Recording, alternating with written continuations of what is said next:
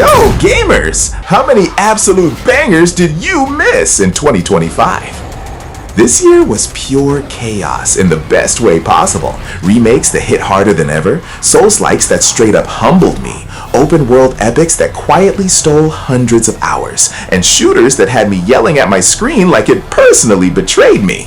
Out of hundreds of releases, I went deep so you don't have to. I handpicked the top 20 games you probably missed.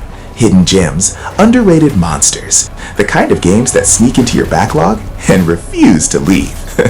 Skip even half of these, and yeah, your 2026 gaming regrets are already loading. We're counting down from number 20 to the one game that defined the year.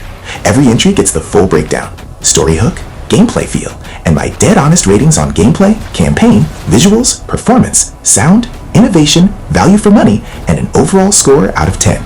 No fluff, no filler. Just games that are genuinely worth your time. Stick around to the end for the crown jewel. Drop a like if you're ready, and tell me in the comments which game you slept on this year. Let's dive in. Starting with number 20. Gears of War Reloaded! This bad boy dropped in August as the ultimate remaster of the 2006 classic, now on PS5 for the first time ever, with full crossplay, cross-progression, and buttery 4K at 120 FPS across Xbox, PC, and PlayStation. If you missed it amid the 2025 chaos, it's the perfect throwback shooter that still chainsaws the competition. Story-wise, you're Marcus Phoenix, a grizzled soldier in Delta Squad, battling the subterranean locust horde that's ripping humanity apart on planet Serra. After 14 years of war, you hunt for your lost Alpha Squad and a device called the Resonator to end the Emergence Day nightmare, packed with bro-heart moments, brutal sacrifices, and lore deeper than you expect from all the gore. Gameplay? Pure, chunky, third-person cover shooting bliss. Roadie run between chest-high walls, rev that iconic chainsaw for gory finishes, dominate with Ignasher shotgun, or call an orbital hammer of dawn strikes. Co-op campaign clocks 8 to 10 hours with replayable difficulties, and multiplayer's sweaty 5v5 chaos. King of the Hill, Wings of Liberty hooks you for one more match with no battle pass nonsense. I got domes non-stop, but that rush, addictive. Now, my ratings out of 10. Gameplay and mechanics, 9 out of 10. Timeless, twitchy perfection that ages like fine wine. Single player campaign, 9 out of 10. Characters like Dom and Cole steal your heart amid the locust guts. Graphics and visuals, 8.5 out of 10. Stunning 4K upgrade, though a tad brighter than the gritty original. Performance and tech, 9.5 out of 10. Screams at 120 FPS, zero hitches, DualSense haptics pop. Sound and music, 9.5 out of 10. Cinematic score hits like a Lancer burst. Innovation and polish, 7.5 out of 10. Solid remaster, but squad AI glitches occasionally. Value for money, 9.5 out of 10. $20 sales now. Game Pass day one. Endless replay. Overall, 9 out of 10. A must miss no more. Grab it and rev up. If this locust-slaying legend has you hyped, drop Deep Dive on Gears Reloaded in the comments, and I'll craft a full breakdown just for you. Number 19. Chronos, The New Dawn. Fresh from Bloober Team, the folks who nailed the Silent Hill 2 remake. This October drop is their original survival horror beast, blending post-apoc wastelands with 80s time travel twists. If you slept on it thinking it was just another zombie slog, wake up! It's a tense, resource-starved nightmare that proves Bloober's got the horror chops. Story drops you as the Traveler in a bulky alien suit, scavenging a dead world hit by the Change, mutations, anomalies, the works. Your gig? Hunt portals to jump back to pre-apocalypse 1980s Poland, extract essence from key folks tied to the outbreak, and feed it to some shadowy collective. No hand-holding. Lore unravels through notes, audio logs, and grim revelations about humanity's fall, depressingly relatable, with mystery that hooks you hard. Gameplay's pure survival horror grit. Slow, vulnerable movement, die in a flash, and ammo and healing so scarce you'll count every bullet. Explore ruins and time-warped apartments, craft supplies Resident Evil style. Upgrade your suit with hidden cores, Dead Space vibes in the best way. Combat twist with a charge mechanic. Power up shots for real damage, but risk getting mauled. Or use flamethrowers to burn bodies before enemies merge and beef up. Puzzles are functional, environments interconnected without minimaps, and time shifts keep things fresh amid the meat walls and grotesque foes. No action hero power creep, stays relentlessly tough, no difficulty options. Embrace the struggle. I ran dry on ammo twice. Talk about sweaty palms. Now, my ratings out of 10. Gameplay and mechanics, 9 out of 10. Tight balance forces smart play, charge shots and merging enemies add killer tension. Single player campaign, 8.5 out of 10. Engaging mystery and world building, though beats feel familiar. Graphics and visuals, 9 out of 10. Oppressive atmospheres pop in UE5. Future Grim vs 80s Retro nails the contrast. Performance and tech, 9 out of 10. Smooth on PS5 or PC, no major hitches. Sound and music, 9.5 out of 10. John Carpenter's synths amp the dread. Audio logs and ambiance are chef's kiss. Innovation and polish, 8 out of 10. Borrows from RE, Dead Space, but sprinkles unique spice. Bolt cutter backtracking's a minor drag. Value for money, 8.5. 8 to 10 hours of solid scares, worth $50 for horror fans. Overall, 9 out of 10. A consistent banger that doesn't reinvent the wheel, but spins it masterfully. Don't miss this, Dawn. Number 18, Days Gone Remastered. Ben Studio's zombie biker epic got its PS5 Pro glow up this fall. Sharper 4K, 60 FPS silk, $10 upgrade if you owned it, plus Horde Assault arcade mode. Buried under AAA noise? You're lost. This open world apocalypse still roars louder than ever. You're Deacon St. John, a grizzled biker in zombie-ravaged Oregon, scraping by with Buddy Boozer while hunting clues to your missing wife Sarah. Navigate rival camps, uncover Nero's secrets, and survive freakers, evolving undead hordes in a tale of loss, loyalty, and gritty redemption. Gameplay's a rush. Craft and upgrade your customizable motorcycle for off-road drifts, boosts, and escapes. Mix stealth, melee bashes, and gunplay against swarms. Trigger massive horde chases that demand Molotovs, proximity mines, and desperate bike getaways.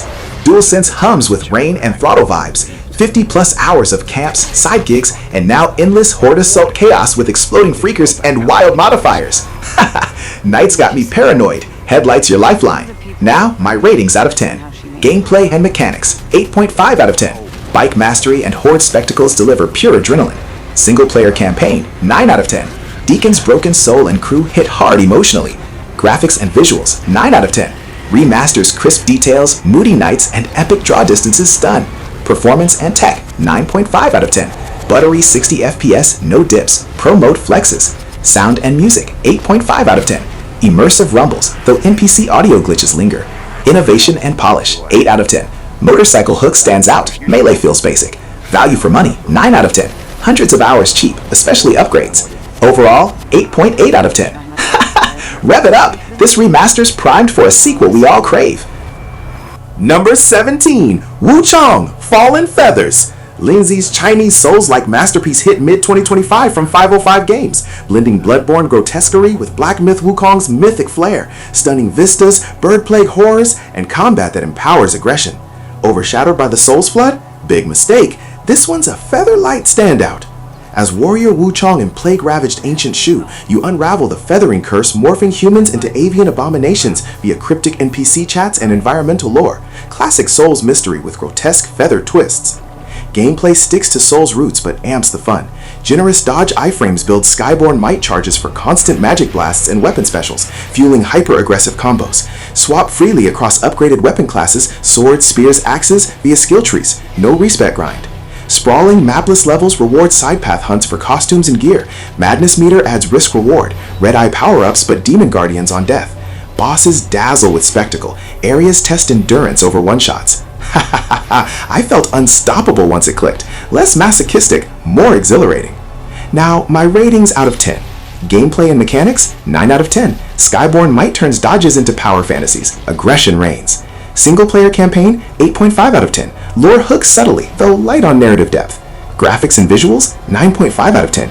Dense, gorgeous environments under 50 gig, visual wizardry.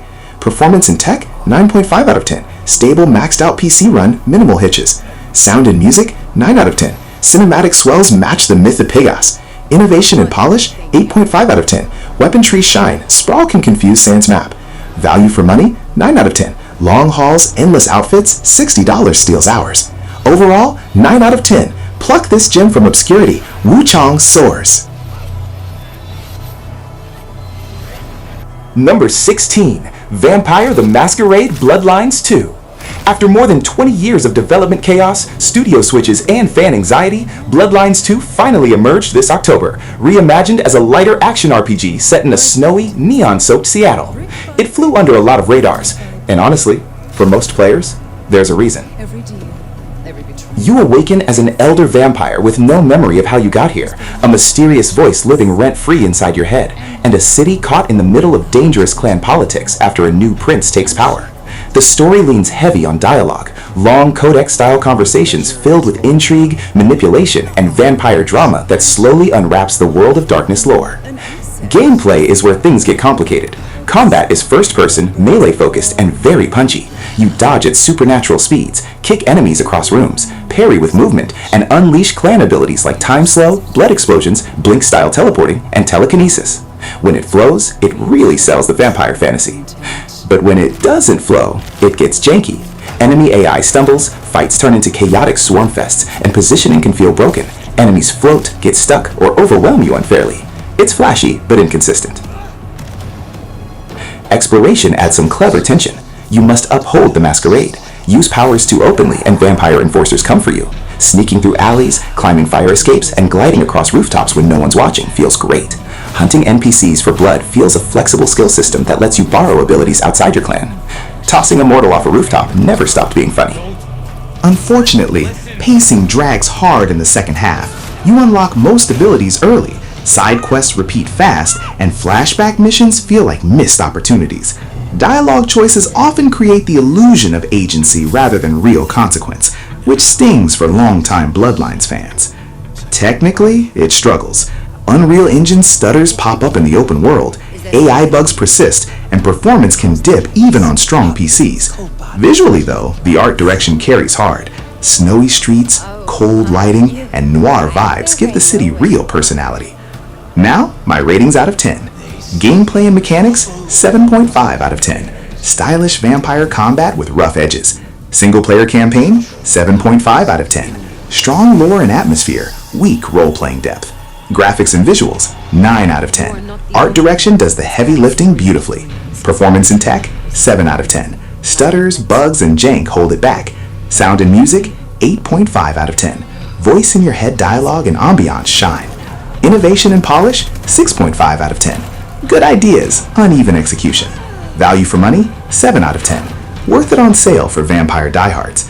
Overall, 7.5 out of 10. A flawed, undercooked sequel with moments of genuine vampire magic, but one I can't recommend to most players unless you're deeply in love with this universe. If you're hungry for a full deep dive into Bloodlines 2, drop Sink Fangs into Bloodlines 2 in the comments, and we'll descend deeper into the night. Number 15, the first Berserker, Khazan. Nexon shocked everyone in early 2025 by dropping one of the most polished Souls-likes in years. Yes, that Nexon, a dungeon fighter spin-off that had no business going this hard. And yet, here we are. If Souls fatigue hit you, this is the game you accidentally slept on. You play as Khazan, a betrayed general left for dead, now possessed by a blade phantom bent on vengeance. The setup is classic dark fantasy revenge, coherent, serviceable, and mostly an excuse to push you forward into brutal combat arenas. And that combat? That's where Khazan earns its scars. This is an aggressively fast Souls-like built around perfect blocks, dodges, parries, counters, and stamina destruction. It feels closer to Neo than Dark Souls, less trudging, more controlled chaos. You master 3 weapon types, each wildly different. The greatsword hits like a truck, but demands commitment. The spear shreds enemy stamina through precision and timing. Dual blades reward speed, positioning, and relentless pressure. Skill trees are deep, fully respecable at any time, and experimentation is encouraged rather than punished. Early bosses absolutely humiliate you. I mean, final boss energy in the opening hours. But here's the magic, it always feels fair. Attacks are readable, hitboxes are clean, and every death feels earned. Progression is generous without being cheap. You never lose skill points or gold. Phantoms grant passive boosts, and permanent upgrades ensure you're always moving forward, even when a boss turns you into paste for the 10th time. Presentation does some heavy lifting. Characters pop with striking cel-shaded designs, cutscenes look fantastic, and the gloomy soundtrack sells the tone. Environmental design can be hit or miss. Some fog-heavy regions feel bland, but enemy variety keeps things engaging. Performance-wise, Khazan runs extremely well. Stable frame rates, minimal bugs, and strong optimization even at high settings. For a Souls-like, that level of polish at launch is rare. Now, my ratings out of 10. Gameplay and mechanics, 9.5 out of 10. Elite feel, aggressive depth, and flawless control. Single-player campaign, 7.5 out of 10. Functional revenge tale, nothing groundbreaking. Graphics and visuals, 8.5 out of 10. Characters shine, environments vary. Performance and tech, 9 out of 10. Smooth, stable, and well optimized. Sound and music, 9 out of 10. Gloomy, oppressive, and perfectly matched. Innovation and polish, 8 out of 10. Heavy Neo DNA, but executed at a high level. Value for money, 9.5 out of 10. Long, demanding, and packed with boss fights. Overall, 9.1 out of 10. Brutal, fair, and insanely satisfying. Khazan doesn't reinvent the genre, it masters it.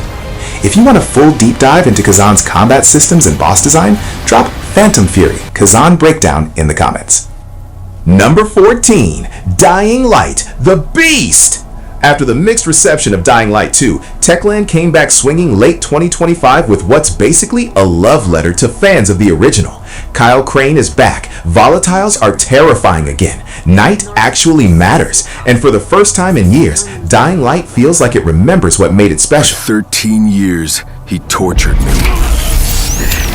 He's gonna pay for what he made me become. My name is Kyle Crane. And finally, I'm out. Crane awakens after years of brutal experiments by the Baron, left half man, half monster.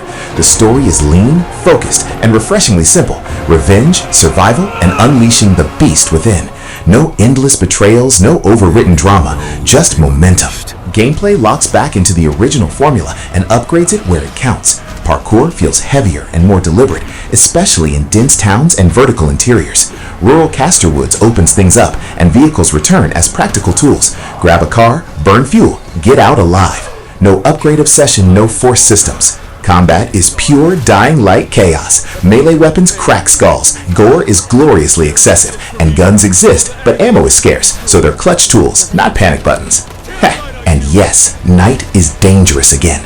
Volatiles patrol aggressively, chases spiral fast, and the smartest move is usually to run like your life depends on it, because it does. Double XP tempts you outside, but it's mostly risk, not reward. That balance, nailed. The beast mechanic sounds overpowered on paper, but it's surprisingly restrained. As you fight and take damage, a meter fills and triggers short bursts of absolute carnage. Early on, you don't control it, and that limitation keeps it fair.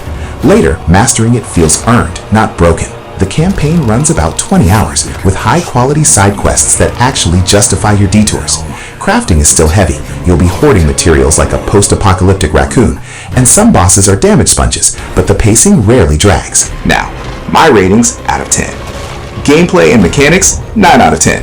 Classic Dying Light feel, refined and brutal. Single-player campaign, 8 out of 10. Focused revenge story that stays out of the way. Graphics and visuals, 8 out of 10. Strong environments, some lingering engine smear. Performance and tech, 8.5 out of 10. Smooth overall, minor jank remains. Sound and music, 9 out of 10. Volatile screams still activate fight or flight. Innovation and polish, 8 out of 10. Smart evolution, not a full reinvention. Value for money, 9 out of 10. Easily 40 hours if you explore. Overall, 8.8 out of 10. Dying Light the Beast doesn't reinvent the series, but it finally puts it back on the right rooftop. Number 13, Where Winds Meet. This one flew under a lot of radars outside China, but Where Winds Meet is one of the most ambitious free-to-play games of 2025. Built by Everstone Studio under NetEase, it finally landed globally on PC and PS5, and it's absolutely stuffed with ideas. Set in a fantasy wuxia version of ancient China, the game opens with shockingly high production value, cinematic horseback chases, explosive cutscenes, and over-the-top boss encounters that immediately scream AAA ambition. It wants your attention fast, and it usually gets it. You create your own martial artist and dive into a massive open world that blends single-player adventure, light MMO systems, co-op, raids, PvP, and yes, free-to-play monetization.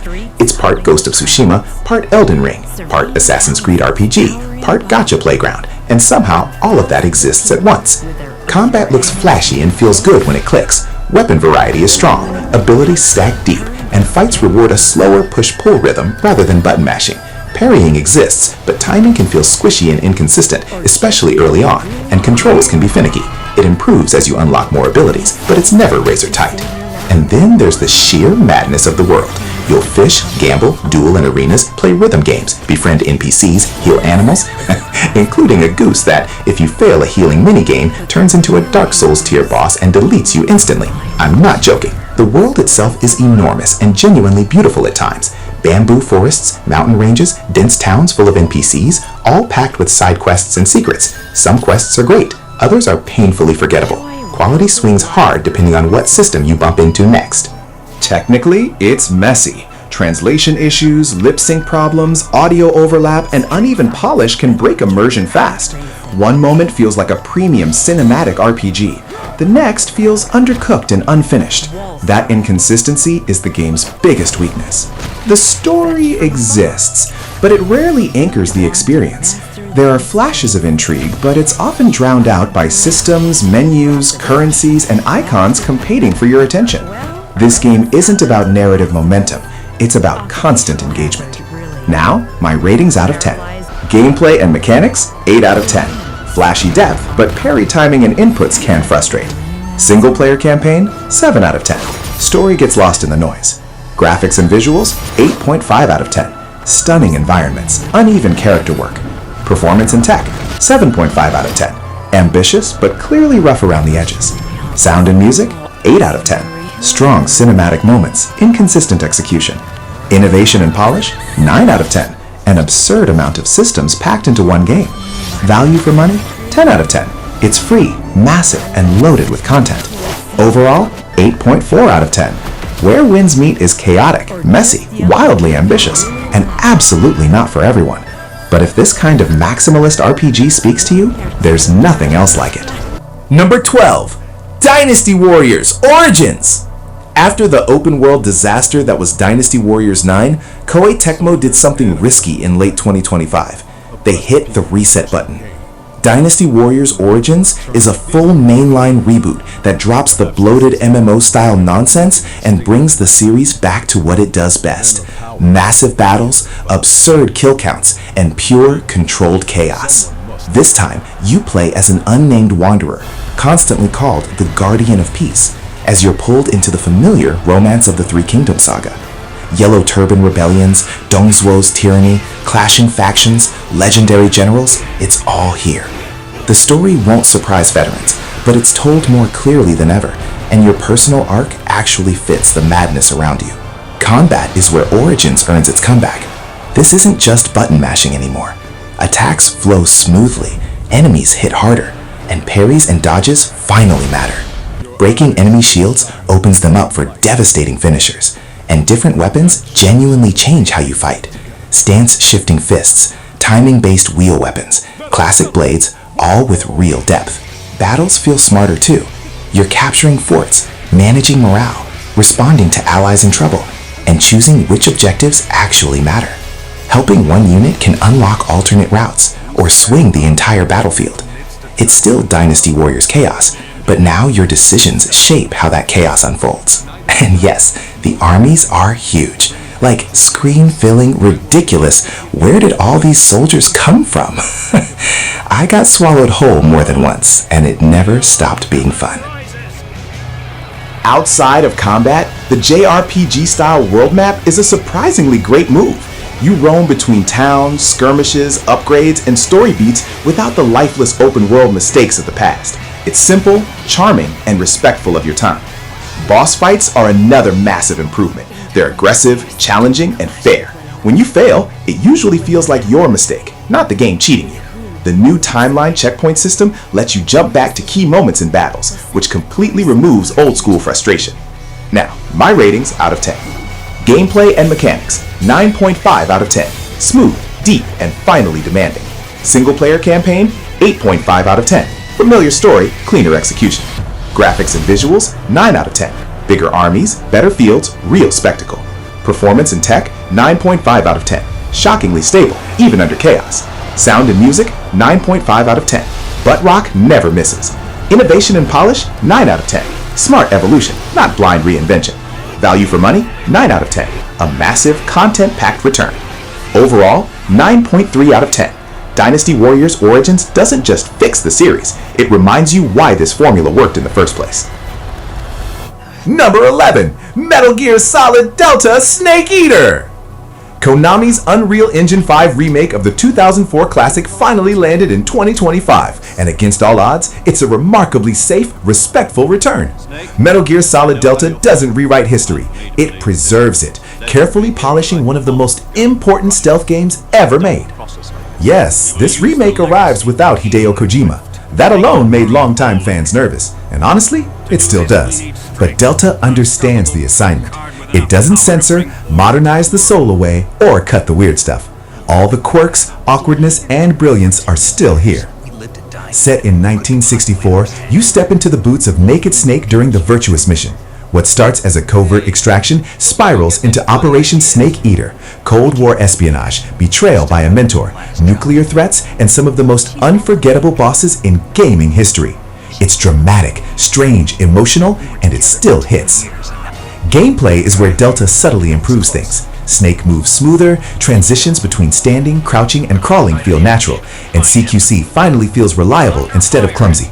First-person aiming remains king, bullet drop still matters, and survival systems, eating, healing, stamina, are left intentionally old school. Some modernization choices are hit or miss.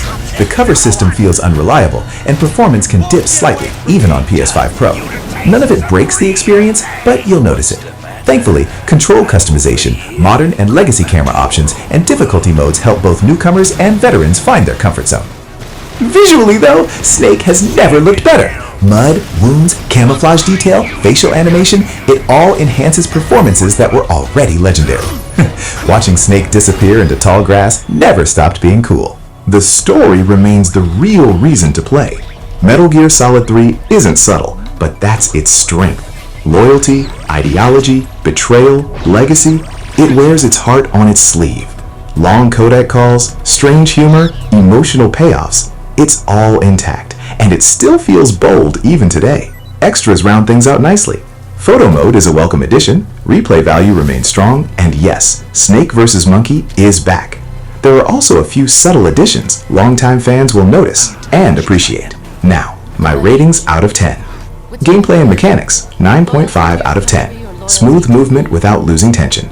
Single player campaign, 9.5 out of 10. A timeless, emotional espionage story.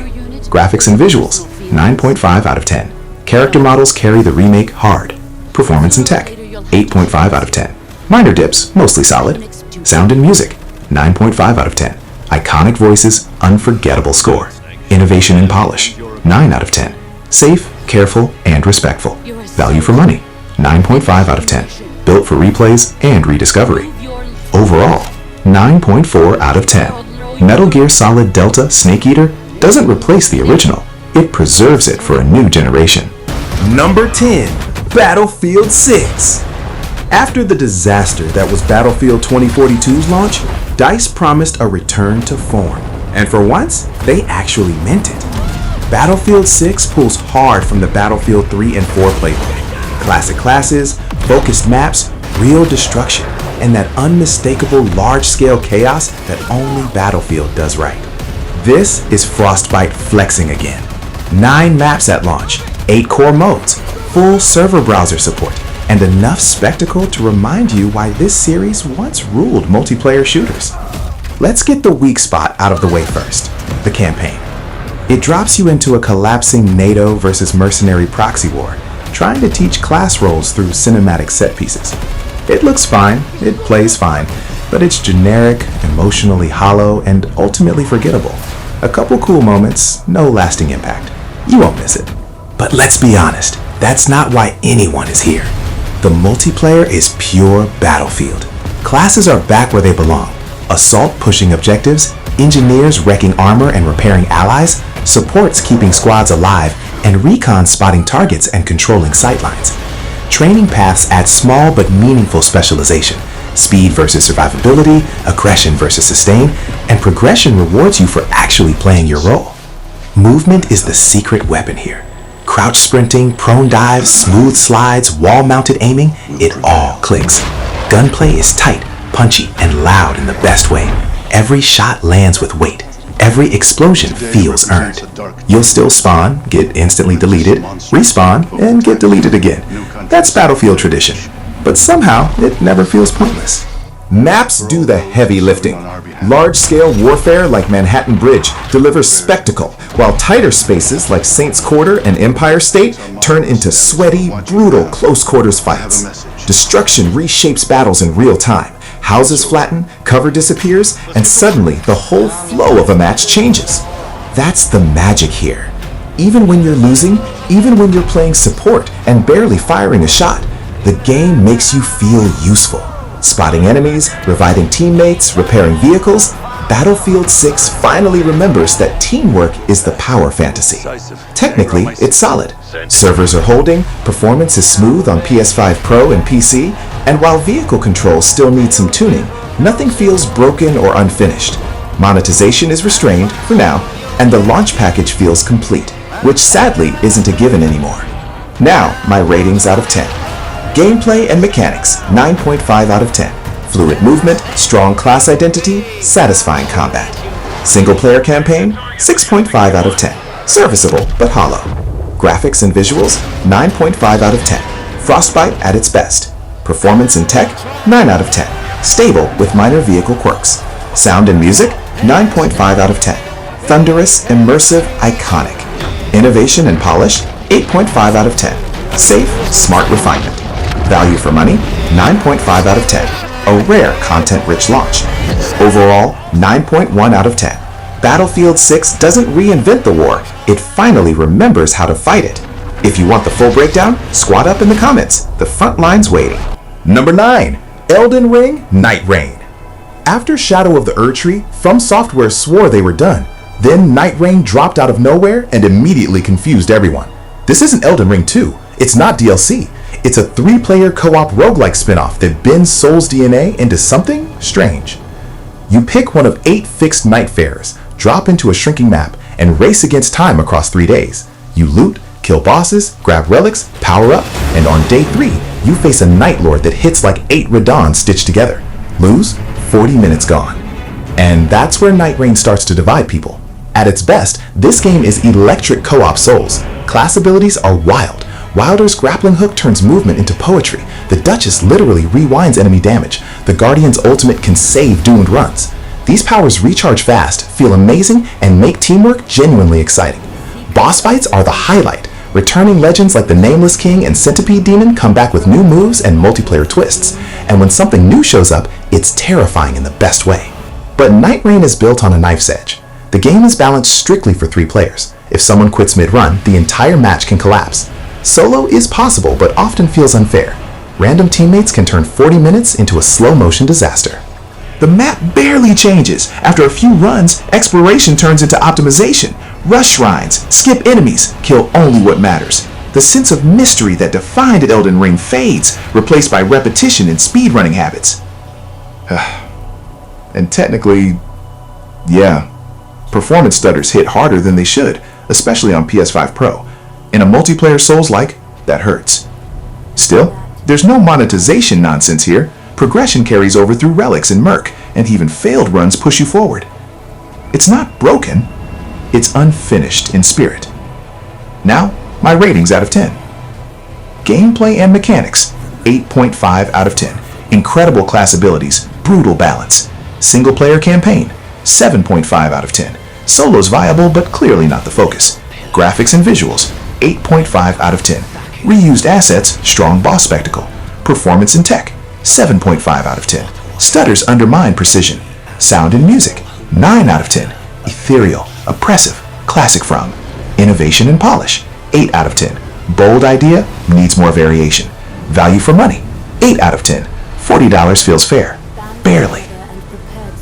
Overall, 8.4 out of 10.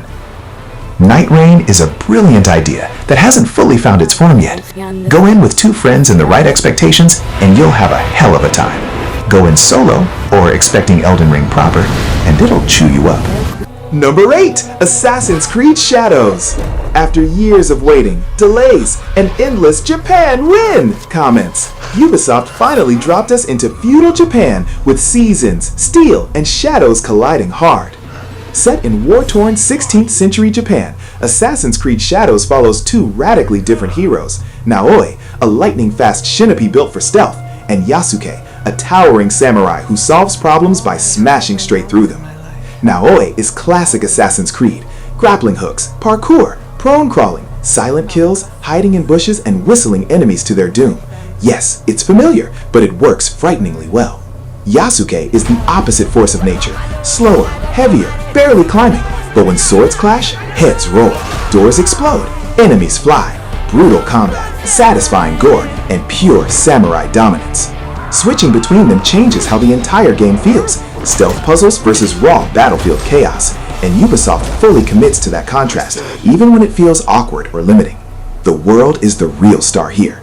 Foggy bamboo forests at dawn, snow-covered castles at night, candlelit villages hiding secrets. Japan feels alive, dense, and stunning, especially as seasons shift naturally around you.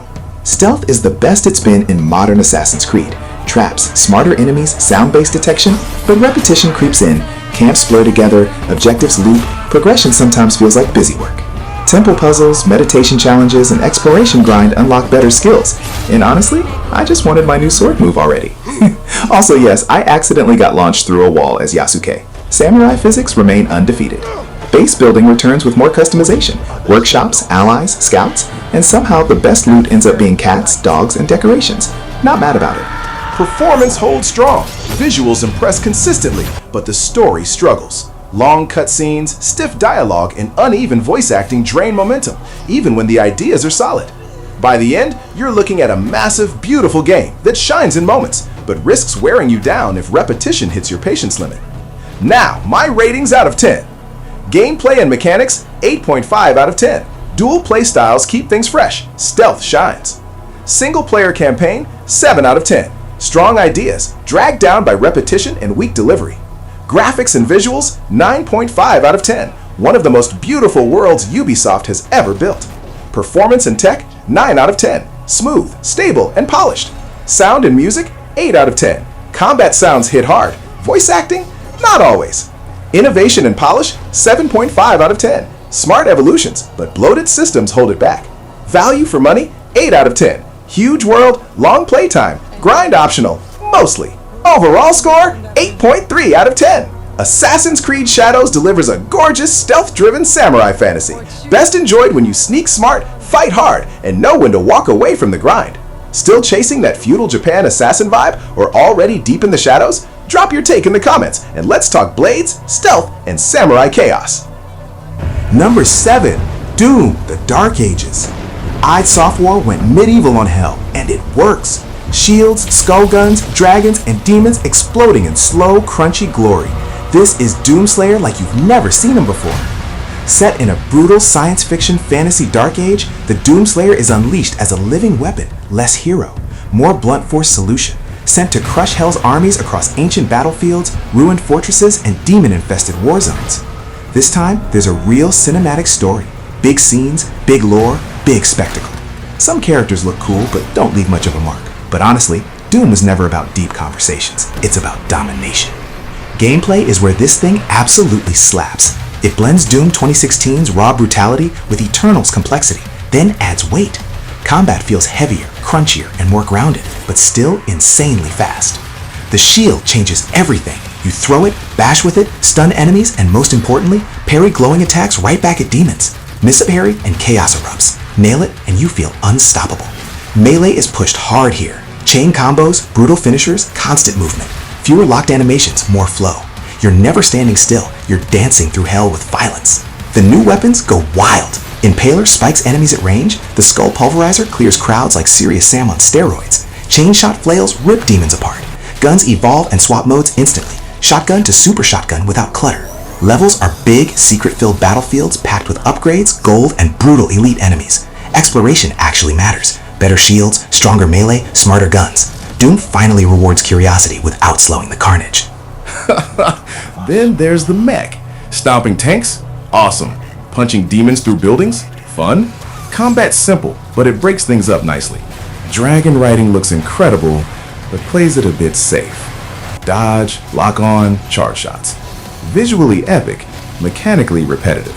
Cool idea, just not as strong as on-foot combat. And when you're back on the ground, every fight hits.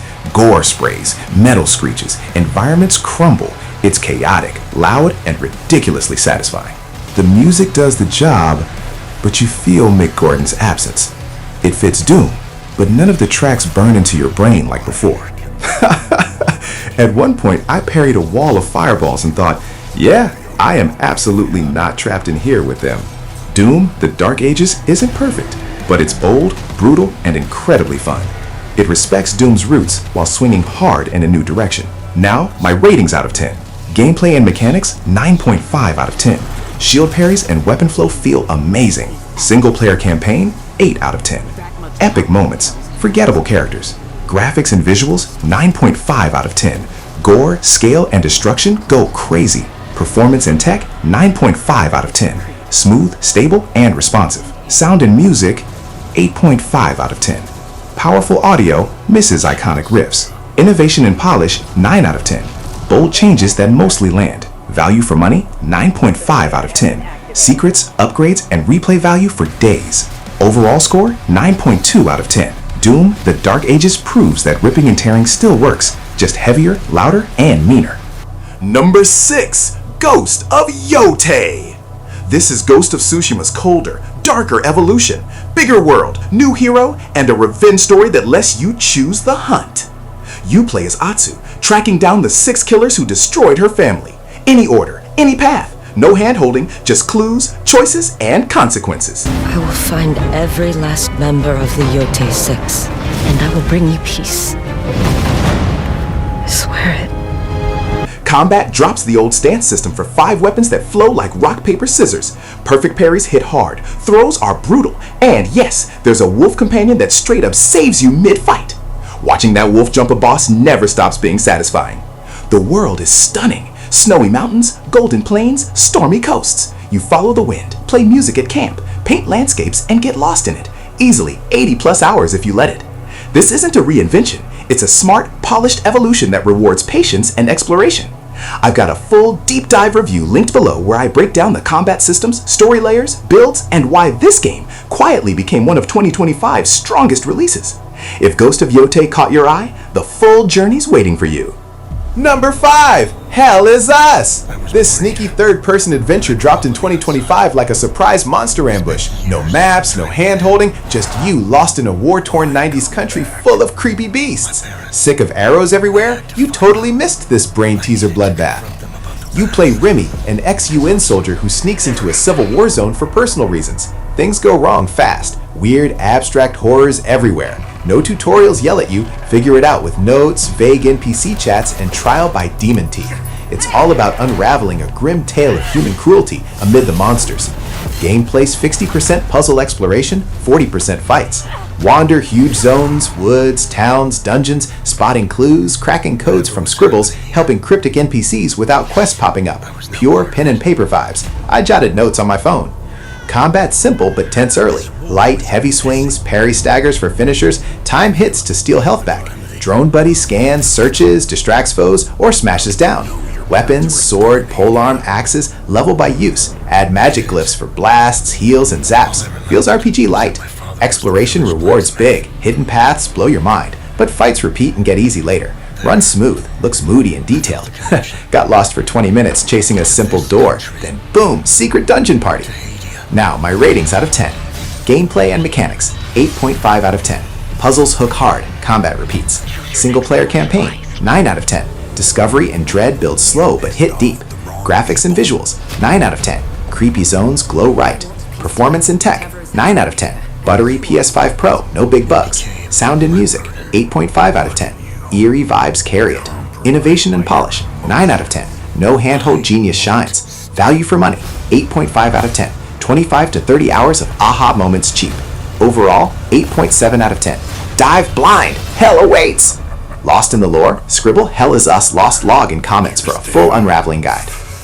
Let's continue. Number 4, Ninja Gaiden 4. Platinum Games touching Ninja Gaiden sounds illegal or legendary. In 2025, this revival sliced back into the spotlight with zero mercy, zero forgiveness, and zero respect for your controller's lifespan. If you blinked this year, you definitely missed this one. This isn't a nostalgic remake or a soft reboot. Ninja Gaiden 4 is a brutal, modern action game that asks one simple question. Are you actually good, or were you just comfortable? You mostly play as Yakumo, a new Raven Clan ninja on a mission to stop a black dragon that wrecked Tokyo. Ryu Hayabusa is here, but think of him as a deadly bonus, not the main course. Story-wise, minimal, purposefully thin. The game doesn't want to talk, it wants to fight you. Gameplay is where Ninja Gaiden 4 absolutely snaps. Combat is heavy, precise, and punishing, closer to Ninja Gaiden 2 than Black. Every swing matters, every mistake costs blood. You've got classic techniques back, Izuna drops, obliterations, ultimate techniques, plus new systems like Bloodbind Ninjutsu, letting you power up weapons mid-fight to break guards and survive boss nightmares. This isn't a button masher, this is controlled violence. Platinum's DNA is all over it. Fast reactions, deep mechanics, stylish brutality. Enemies hit hard, bosses hit harder, and the game never apologizes. Difficulty is real, but fair. You'll retry fights, learn patterns, adapt, and finally win feeling like a god who earned it. Levels are the weakest link. Dark, murky zones with limited visual variety. Not ugly, just plain. But enemy variety, weapon pacing, and combat depth keep things fresh. Performance is rock solid, combat animations are razor sharp, and the sound design sells every blade clash and bone break. By hour 8, when you finally control Ryu again, it feels like putting on an old glove, covered in blood. Now, my ratings out of 10. Gameplay and mechanics, 9.5 out of 10. Deep, brutal, insanely satisfying. Single player campaign, 7.5 out of 10. Short and story light, but focused. Graphics and visuals, 8 out of 10. Clean combat, dull environments. Performance and tech, 9 out of 10. Smooth, responsive, polished. Sound and music, 8.5 out of 10. Impactful, classic nods hit hard. Innovation and polish, 9 out of 10. Platinum mastery with Ninja Gaiden discipline. Value for money, 8.5 out of 10. Short campaign, huge replay value. Overall, 8.9 out of 10. This is one of the best combat systems of 2025, no debate. And if you want me to fully dissect the combat, bosses, and difficulty curve, drop this in the comments. Unleash the Dragon, full Ninja Gaiden 4 breakdown. Sharpen your blade, the top 3 are coming. Number 3, Arc Raiders! Extraction shooters are everywhere, but in 2025, Arc Raiders quietly slid in and said, what if tension mattered more than kill counts? If you skipped this one thinking just another PvP sweatfest, yeah, you missed something special. Arc Raiders drops you into a ruined future where humanity hides underground and only the desperate go topside. You're a raider, scavenging, surviving, and escaping with loot while killer machines roam the surface, and other players stalk you just as hard. It's PvPvE extraction, meaning every run is a gamble. Extract rich or die and lose everything. Gameplay is simple on the surface, but vicious underneath. Third-person shooting feels tight and grounded. Run, crouch, dodge roll, aim steady, pray quietly. The real threat isn't just players, it's the arc machines. Even small drones are dangerous, and bigger bots are walking panic attacks. Ammo matters, noise matters. One bad decision can snowball into total disaster. What elevates Arc Raiders is player interaction. Proximity voice chat turns every encounter into a standoff. Do you whisper friendly and team up, or wait in a bush and become a villain? Both happen, and both feel intense. Every sound you make, birds, alarms, metal floors, can summon death. Maps are large, varied, and atmospheric. Forests, ruins, underground zones, rooftops, night raids with weather effects that mess with visibility. The tension is constant. Loot systems run deep. Crafting, vendors, upgrades, skill trees. But yeah, menus can get heavy and overwhelming, especially after dying and rebuilding your loadout from scratch. Nothing hurts more than surviving a perfect run and getting sniped while opening the exit elevator. Performance-wise, shockingly smooth. Servers held up, gunplay feels great, sound design is elite. You hear danger before you see it, and that's the magic. Now, my ratings out of 10. Gameplay and mechanics, 8.5 out of 10. Tight shooting, brutal tension. Single player campaign, NAA, multiplayer only experience. Graphics and visuals, 8.5 out of 10. Clean sci-fi with strong atmosphere. Performance and tech, 9 out of 10. Stable launch, smooth sessions. Sound and music, 9.5 out of 10. One of the best audio designs of 2025. Innovation and polish, 8.5 out of 10. Smart evolution, not a revolution. Value for money, 9 out of 10. $40 well spent if you like tension. Overall, 8.8 out of 10. Arc Raiders isn't about winning, it's about surviving long enough to care. Top 2 incoming. and they hit even harder. Number 2. Dune Awakening. A Dune survival MMO sounded wrong on paper. Sand, thirst, politics, worms, too weird, too niche, too risky. And yet, in 2025, Dune Awakening proved something wild. Arrakis might be the perfect survival game setting. This isn't a retelling of Paul Atreides' story. This is an alternate Arrakis. No chosen one, no familiar safety net. You're sent to the desert to survive, uncover what happened to the Fremen, and not die horribly in the sun. Simple goal, brutal execution. Survival here is thematic, not annoying. No hunger meters, no sleep bars, just water. And on a desert planet, water is everything. Dew plants barely keep you alive. Real water comes from blood, meaning combat. Raiding camps, fighting bandits, clearing ruins, siphoning enemies, just to live another day. It's dark, it's clever, it's very Dune. The planet itself wants you dead. Heatstroke drains you in direct sunlight. Sandstorms appear without mercy. Radiation zones, quicksand, spice blowouts. Every trip outside your base feels like a calculated risk. And then there's the sandworm. Not scripted, not random. It moves, it hears sound. You see it breach in the distance, and every time it happens, your brain screams, run. Combat is solid. Ranged combat especially shines with weighty guns and punchy sound design. Melee is functional. Shield-breaking stabs feel straight out of the films. Base building is surprisingly streamlined. Smart crafting, minimal inventory micromanagement, and systems that respect your time. You prepare, you venture out, you return, or you don't. Visually, the game is stunning. The lighting sells the oppressive sun. Nights feel safer, cooler, quieter. Arrakis feels hostile, ancient, and uncaring. Exploration works, even with just sand, thanks to factions, wrecks, underground facilities, and scattered stories. The biggest enemy isn't the worm, it's realizing you stayed outside 5 minutes too long. MMO elements can break immersion at times, abandoned player bases everywhere, shared zones killing narrative buildup, but server stability is strong, performance is solid, and overall polish is a massive step up from Funcom's past work. Now, my ratings out of 10. Gameplay and mechanics, 8.5 out of 10. Survival with purpose. Single player experience, 8 out of 10. MMO structure, solo-friendly moments. Graphics and visuals, 9.5 out of 10. One of the best desert worlds ever made. Performance and tech, 8.5 out of 10. Stable, surprisingly smooth. Sound and music, 9 out of 10. Immersion through fear and silence. World building and atmosphere, 9.5 out of 10. Pure Dune energy. Value for money, 9 out of 10. A full, ambitious experience. Overall, 9.1 out of 10. Dune Awakening doesn't just use the license, it understands it. Only one game left, and yeah, number 1 earns it. Number 1, Mafia, the Old Country. Every franchise has a moment where it either fades quietly or remembers exactly what it is.